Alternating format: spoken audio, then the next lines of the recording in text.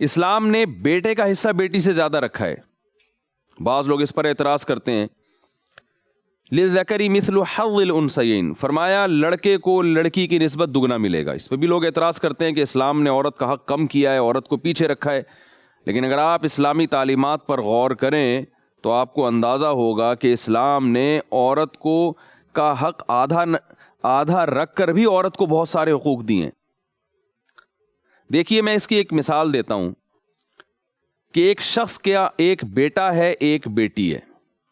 اس شخص کا انتقال ہوتا ہے، بیٹے کو 66% 66% اور بیٹی کو 33% ملتا ہے.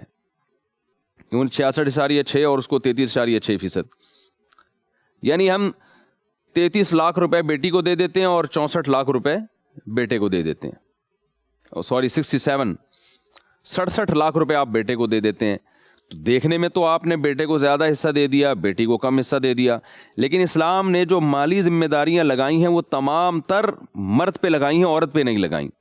اب جب یہ لڑکی نکاح کرتی ہے جس کو 33 لاکھ روپے ملے ہیں، 33 لاکھ روپے ملے ہیں، جب یہ نکاح کرتی ہے تو نکاح کے موقع پر اس کا تمام تر خرچہ اس کے اس شوہر کے ذمہ ہے جو اس سے نکاح کر رہا ہے. مہر کا خرچہ، نان نفقے کا خرچہ، ولیمے کا خرچہ، ایک دھیلا بھی اللہ تعالیٰ نے لڑکی کے ذمہ نہیں لگایا کہ وہ اپنے نکاح پہ خرچ کرے.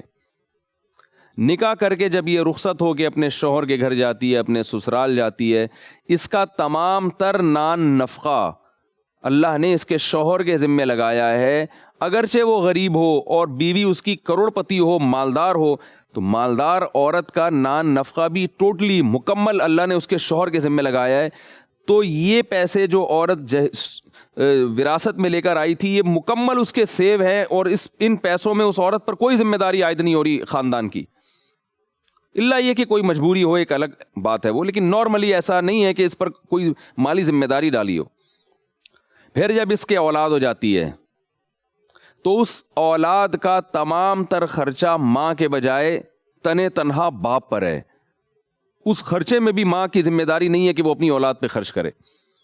تو اب آپ مجھے ایک بات بتائیے، یہ اچھا اس کے اپوزٹ ہم دوسری مثال دیکھتے ہیں. وہ جو لڑکا جسے 67 لاکھ روپے ملے تھے، جب وہ نکاح کرے گا تو مہر کا خرچہ، گھر کا نان نفقہ، ساری زندگی کے گیس بجلی کے بل، گھر کا رینٹ یا گھر خریدنا، خرید کے زوجہ کو اس میں رکھنا، اور پھر اس کے ساتھ ساتھ اپنے والدین کا خیال بھی کرنا، یہ تمام تر خرچے اللہ نے اس مرد کے ذمہ ڈال دیے جس کو 67 لاکھ روپے ملے تھے. اور پھر آگے اولاد ہو جاتی ہے تو اولاد کا تمام تر خرچہ اللہ نے اسی باپ کے ذمہ لگایا ہے. تو اب آپ مجھے بتاؤ، اس کو 67 لاکھ